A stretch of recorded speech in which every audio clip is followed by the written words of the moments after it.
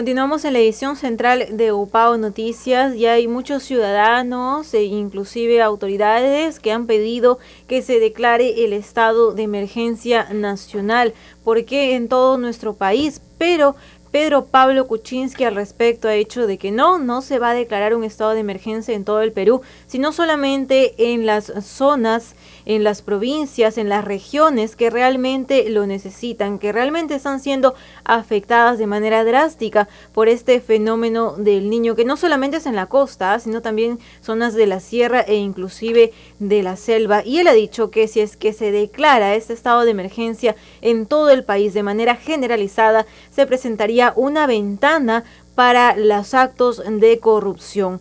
¿Por qué ha dicho esto? ¿Con qué justificación legal, en todo caso jurídica? ¿Qué sucede en una región o en un país cuando se determina el estado de emergencia y cuál es el procedimiento por el cual se llega a esta declaratoria? Pues para hablar de esos detalles de manera clara y precisa y para que toda la ciudadanía lo podamos entender, nos encontramos con el especialista y analista político Dani Díaz, quien también es abogado. ¿Cómo estás? Muy buenas noches. Bienvenido a UPAO Noticias.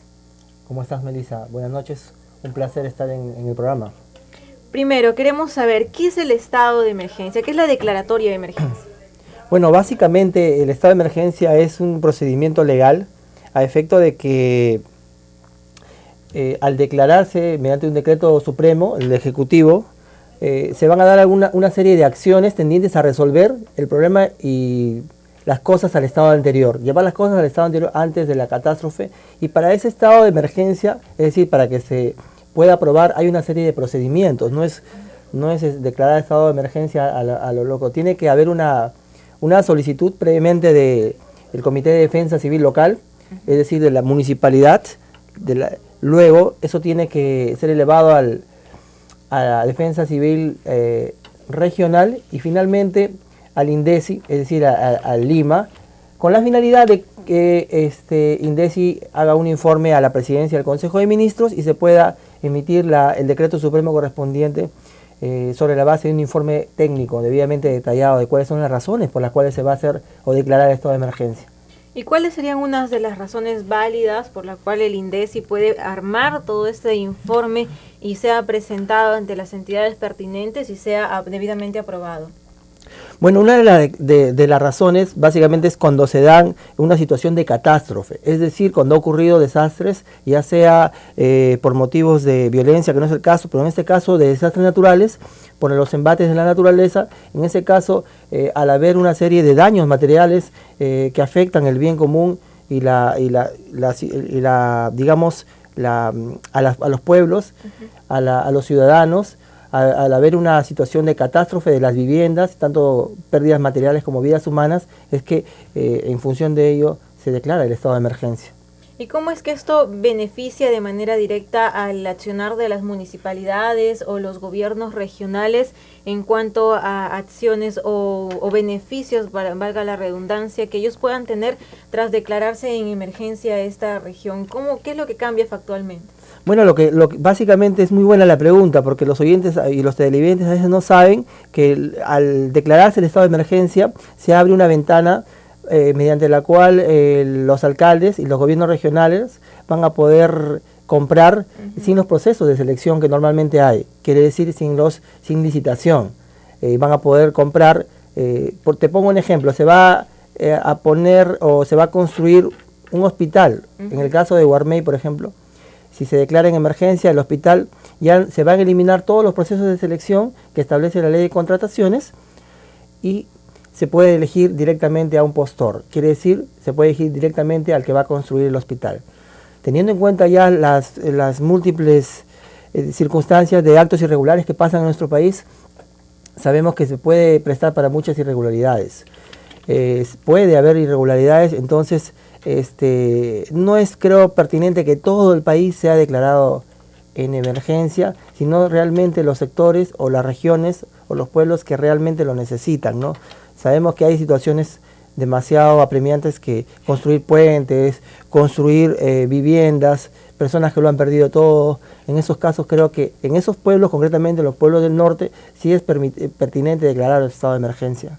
Entonces, cuando se hace esta declaratoria de emergencia, digamos, en La Libertad, entonces el presidente, por consiguiente, también genera un presupuesto para esta zona en emergencia, ¿no? Y el alcalde o el gobernador regional, a quien se le quien compete en este caso, tener este presupuesto, tiene la potestad, por decir como tú lo mencionabas, de elegir a dedo quién es el que va a ejecutar estas obras necesarias para la población que se encuentra afectada, en este caso por los desastres naturales. ¿Es más o menos la figura? En efecto, sucede así. Eso es lo que establece la norma, ¿no? El régimen de excepción el régimen de estado de emergencia la autoridad puede elegir directamente, se eliminan los procesos, ¿no? Que normalmente son tediosos, que son engorrosos. ¿Esos procesos cuáles son para que la gente lo vaya entendiendo? Para que la población entienda, básicamente los procesos de selección es que se tiene que sacar a licitación pública, en donde se tienen que presentar los postores tienen que presentar su propuesta técnica. Eso de ahí es todo un proceso, elaborar el perfil, primero la consultoría, luego el perfil y finalmente hay una licitación pública en donde el mejor postor va a ser el que va a ganar. Normalmente ¿Eso cuánto demora? Eso tiene que demorar por lo menos unos 6 meses. Y hay situaciones como en el caso de los estados de emergencia que necesitan, por ejemplo, maquinaria, compra de maquinaria, necesitan pueblos que necesitan abrirse los caminos, construir puentes, como el caso de Virú. En esos casos, pues, son situaciones apremiantes, ¿no? El puente de Virú, por ejemplo, es una vía de necesidad no solamente regional, sino local. En esos casos tiene que aperturarse, no eliminar esos procesos y recurrirse a la solución más inmediata, ¿no? Que es la adjudicación de forma directa. Esperemos que estas adjudicaciones de forma directa, ya que lo mencionas, se den dentro del marco de un proceso de transparencia, ¿no? Que es lo que toda la situación espera y no se susciten temas bochornosos como lo que hemos estado viendo, ¿no? En los medios de comunicación en estos últimos días. Como lo que se vio de algunos funcionarios, ¿no? De la Municipalidad Provincial de Trujillo con estas compras de emergencia sobrevaloradas. Cuestiones así se pueden presentar pero a gran escala.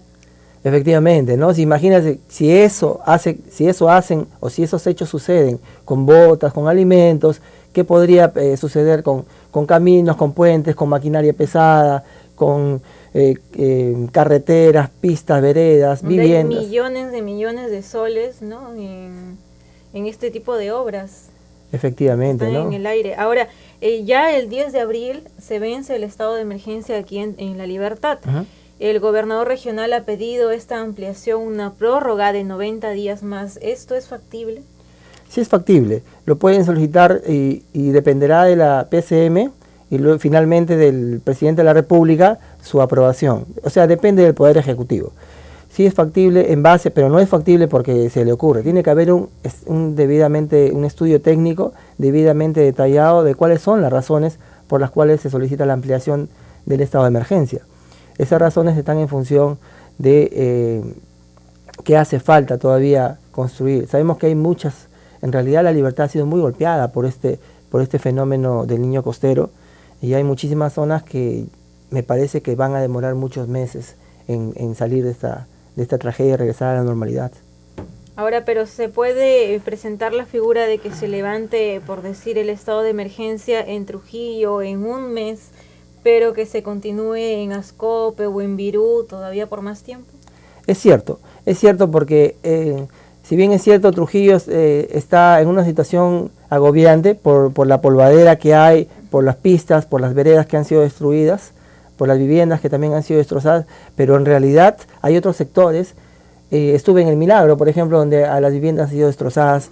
En Ascope también han sido muchas viviendas destrozadas y prácticamente todavía continúa el peligro por los desbordes. Entonces considero que hay puntos en nuestra región La Libertad en donde sí tiene que mantenerse ese estado de emergencia, porque la situación es realmente agobiante, como repito, ¿no?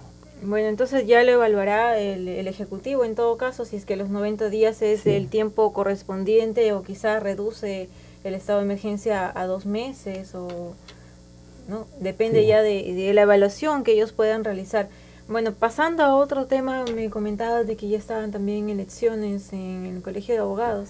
Efectivamente, estamos en un proceso electoral en el Colegio de Abogados de La Libertad, en donde, bueno, estamos ya en un proceso electoral Yo estoy integrando la lista del doctor Marco Antonio Moreno Galvez. Esta lista está pendiente oficialmente de su inscripción, que me imagino que ya va a ser entre hoy o mañana. Y en fin, esperemos que sea una fiesta democrática para los abogados. El día de ayer estuvimos digamos, de aniversario o de onomástico, ha sido el día del abogado el día de ayer. Sí, muchas felicidades por el día del abogado. Disculpa, no lo dije en la presentación, lo dejaba para el final. Sí, así es.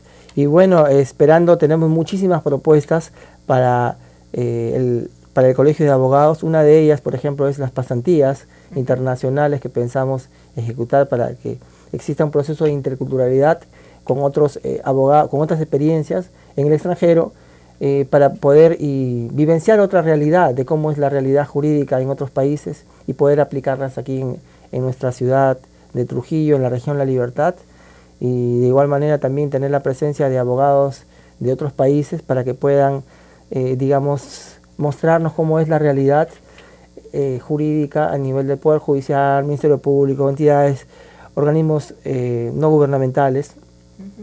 Estudios de abogado, cómo se realizan ahí como en otros países, en Europa fundamentalmente y en Sudamérica, para poder aplicarlas también en nuestro país. Considero que es una de las grandes ventajas. La otra ventaja que tenemos es, la otra propuesta que tenemos es el seguro médico o seguro de salud para los abogados litigantes, porque en nuestro gremio, en el Colegio de Abogados, digamos, el abogado litigante no goza, o el abogado independiente, mejor dicho, no goza de un seguro de salud.